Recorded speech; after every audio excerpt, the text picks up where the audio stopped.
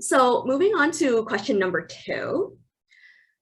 Some say that COP26 has changed the world's view on nuclear power. Many countries renewed commitments to phase out coal and fossil fuels, as well as committing to stop public financing for fossil fuel projects by the end of 2022. Countries were also asked to pledge to reach net zero by 2050, a goal that many believe would not be attainable without nuclear power. The conference itself was powered by nuclear energy, while nuclear and wind provide 76% of the power in Glasgow. What is your opinion on nuclear energy post-COP, and has it changed?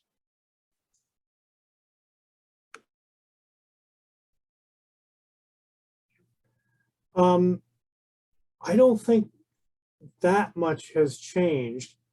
And I think certain realities keep intruding in these conversations around nuclear. The primary one is, regardless of the hype, particularly in what you might call the global West, the reality seems to be the economics just don't work. And that's even with very, very significant governmental support and liability release, as I've mentioned before, that the industry is in decline. I mean, in Ontario, we're going to close the reactors at Pickering, hopefully by 2024. Should have been actually 3 years ago. So that fundamental reality hasn't changed, and carbon pricing hasn't been able to alter the economics enough to make a difference. Combination of falling costs of renewables, the technological breakthroughs on the storage side and on smart grids, and also in the United States. I mean, frankly, for a while, the low cost of natural gas has all kind of made nuclear completely uneconomic. But I say, even with carbon pricing, it still doesn't work. That seems to be the fundamental problem that doesn't really change very much. That the places where you're seeing construction continuing at any significant pace is places where the economics don't matter as much, like China. So that seems sort of a fundamental reality that, and there's talk about small modular reactors, but these mostly, as far as I've seen, are of the PowerPoint variety, that they don't actually exist, and nobody knows how they would work or what their performance would look like. So that seems to me sort of we're haven't changed that much, that along with the environmental questions, the fundamental economic questions are still there. Now, there's clearly some debate going on some places in the European Union right now. There's a big debate about do we classify nuclear, and for that matter, natural gas, as somehow clean. So there are debates happening, but as I say, the economic fundamentals I don't think have changed, and those don't work very well in places where cost matters and transparency is a factor. This so far doesn't seem to work very well.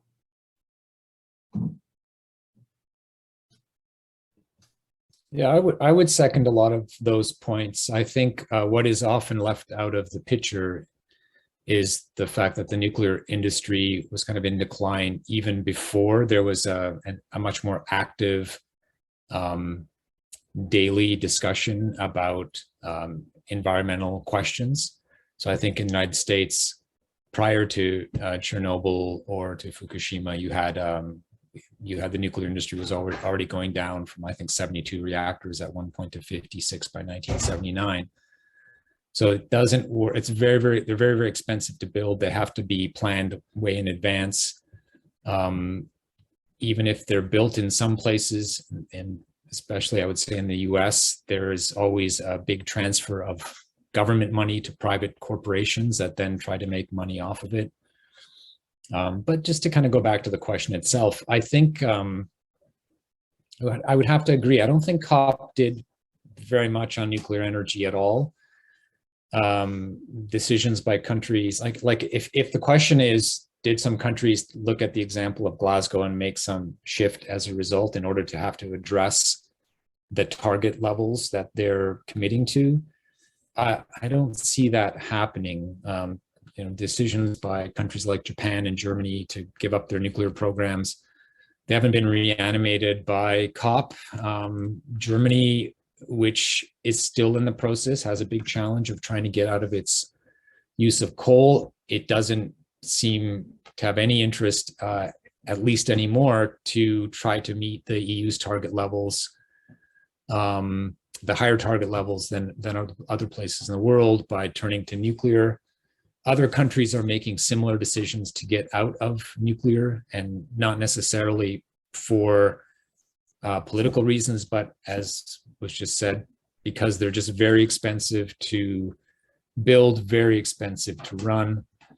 And if you put so much money into a specific kind of infrastructure, and the cost and the money you would supposedly get back from electricity drops because of all kinds of other ways to get electricity going into the market, it's just not a very good bet on those who want to put in money into something that you want to have this infrastructure getting money back to you for a long time. And if it doesn't, it's been a big waste of money. I think COPs had less of an impact than these.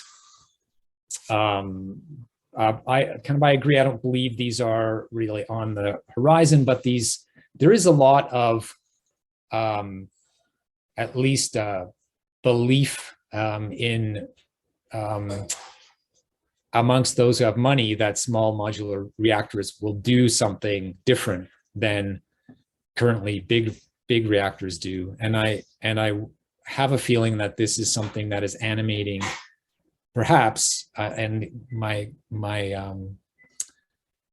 the other people on this in this workshop can tell me if I'm wrong, but I have this feeling that this is something that is at least a kind of a language that governments are excited about. Whether or not it works in practice, there's something about this other kind of reactor that is getting them interested again, some countries, but not others. So I don't know if COP has really done anything. I think the other place I would mention that I think you were pointing to, Mark, is China, and they were planning to build a lot of reactors anyway, whether or not anything happened at COP. Yeah, I mean, I think part of the appeal of the small modular reactors is that in theory,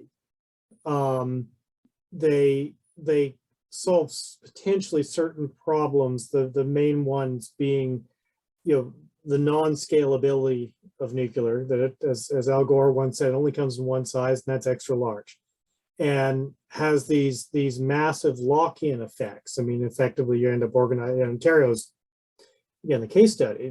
The system ultimately is organized around the nuclear plants because they are so dominant in the system. So there's an enormous lock-in effect. So theoretically, the SMRs have more flexibility.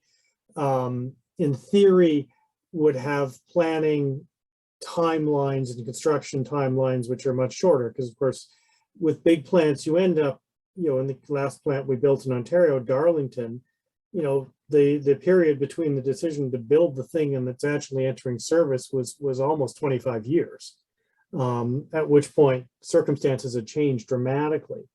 The SMRs in theory would have shorter planning and construction timelines and might be less subject to those kinds of problems that the fundamental assumptions behind the plant and its construction changed while you're building it. But as I said, there is this fundamental problem that so far they only exist in theory, at least for commercial purposes. The only place you've seen something resembling a small modular reactor employed successfully, of course, is in things like nuclear submarines, which are, again, a very exceptional application designed to deal with somewhat extreme requirements. And again, where cost to some degree is not a defining feature of the conversation. Yeah, if I can add on to what both of you said, not specifically about SMRs, but to kind of hook back into the COP discussion.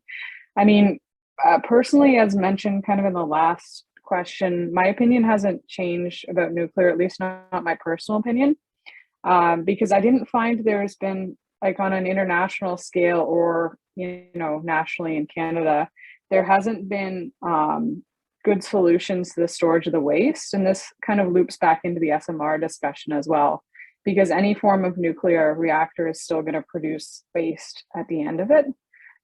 Except for very theoretical ones that I've heard of discussed at times.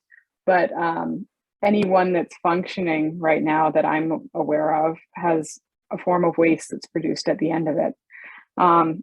And those concerns around storage of waste are a much longer discussion, I think, than people maybe think they are, because they've been discussed already for decades, right? I mean, and there still hasn't been a good solution. So pushing off kind of the discussion around waste, but then bringing more reactors into service, to me is kind of doing a disservice to people down the road, right? You're kind of kicking that can down to future generations instead of us actually dealing with the existing waste problem that there is. So even that's kind of my concern, I guess, even around SMRs, is that if they were bringing more reactors into service in Canada, there would have to be a waste solution, in my opinion, before that could be done with a mind for the future. So have SMRs basically returned nuclear to the forefront? Has it created excitement? It's certainly got governmental attention. I mean, we've seen, the federal government has an SMR roadmap. The governments of New Brunswick, Ontario, Alberta, and Saskatchewan have all sort of signaled their sort of interest. There is a proposal for some kind of SMR at the La Pro plant in New Brunswick, which indeed seems to be proposing to reprocess fuel from the CANDU at La Pro, which carries with it its own very big set of questions and problems. And of course, Ontario Power Generation announced that it's going to partner with Hitachi GE to do an SMR at Darlington. But again, this is all, so there's certainly a great deal of policy attention being given, political attention. But again, none of it realized at this stage. OPG is talking about, we would be operational in 6 years, but I find it very difficult to believe, given that, among other things, the Canadian Nuclear Safety Commission, which is the regulator, has never seen anything really other than a CANDU. And there'd be all kinds of questions too, particularly around reprocessing involving Nuclear Waste Management Organization as well, which has never been particularly keen on the reprocessing question, because as difficult to manage as they are, those waste fuel bundles that come out of CANDUs, at least are physically stable. They're highly radioactive, but they are physically stable. If you're going to reprocess, which means that they're likely to stay more or less in the physical form they are, even over the million-year time frame that they're supposed to be managed. And that makes managing somewhat easier than if they were a liquid or a powder or something. But if you are going to reprocess them, that means opening them. And we still haven't got clear answers from the SMR proponents in New Brunswick about what exactly, after you've reprocessed these fuel bundles, are you going to be left with as a waste. So that one, it sort of has opened a new can of worms, to which at this stage nobody seems to have any answers. So in a sense, the complications keep getting bigger and bigger when you get to the point of trying to realize some of this. And it's unclear if governments at the end of the day will really underwrite this to the scale that probably would have to happen to make it economically viable. They might. But that question's still sort of floating out there. I think if I could pick that up, there certainly seems to be a lot of media attention to it. SMR is a phrase shorthand that most of us, or Mark might be a different, Corrina might have known this already, but a year ago I would have never heard this. Why I know about it perhaps is that it gets a lot of media attention because of the interest of people like Bill Gates and his company TerraPower in it. And the way that it's being pitched is that it's kind of the nuclear power version of container housing, you know, where there's these companies that will build you out of a shipping container, really nice, interesting house. And what's even better is, if you want, you can get 2 containers and put them together to have an even bigger house. And you can get 3 containers and have a bigger house. There's that sense that, first of all, SMRs can be built kind of like en masse. The picture that is sent across to us is they'll be kind of like in a car lot, and then you can pick up as many as you want for whatever you need. And it's kind of that sense of like size and scale that's being pitched really is like that. It's about bringing down costs. We've been talking a lot about costs. It's like bringing down costs by massifying it. Now, whether this is just a bit of a fantasy, a corporate fantasy, or it's again one of those projects somebody at Gates and his co-investors can undertake because there's so much private money amongst a certain subset of very, very wealthy people in the world that they can play around with these kinds of possibilities. That remains to be seen which of those it is. I think that in the case of Gates, who is kind of newly interested in the environment and is one of those people that imagines that nuclear is the only solution to address energy needs while also mitigating greenhouse gas production, he seems to be very, very interested in kind of massifying SMRs. So I can't see this happening. I don't see the issues around waste being addressed. I don't know why there's this presumption that it can be done in short order. But so to answer your question, Allison, that's where I think suddenly there's this discourse around it, and these worries about taking 25 years and an enormous amount of concrete to build a reactor next to some hydro, like some water source to cool it, suddenly is dissipating. And there's this sense by political leaders and also the business community that soon enough somebody will figure this out, and you can just kind of buy them if you have enough cash and you need them.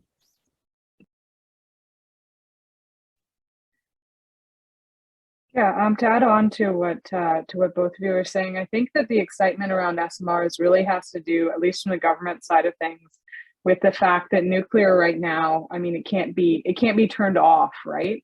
It's very supplies a consistent amount of power, but it's a base load of energy for the province. So there's a certain amount that it's producing all the time, and it can never basically go below a certain amount, at least not with the way that nuclear is currently produced. It's not nimble. So other forms of energy are more nimble and can be turned on and turned off to a certain extent, to maybe oversimplify things a little bit. But I think that creates an interest from the government side of things, because I know years ago in Ontario, we were basically giving away excess energy at incredibly cheap prices to the US, partially because of the nuclear base load that we have, which is a significant amount of our energy production in Ontario. So I think that that's part of where the government excitement around it goes and it would be a consistent form of energy, but a little bit more nimble than what we currently have, I think, is what they see.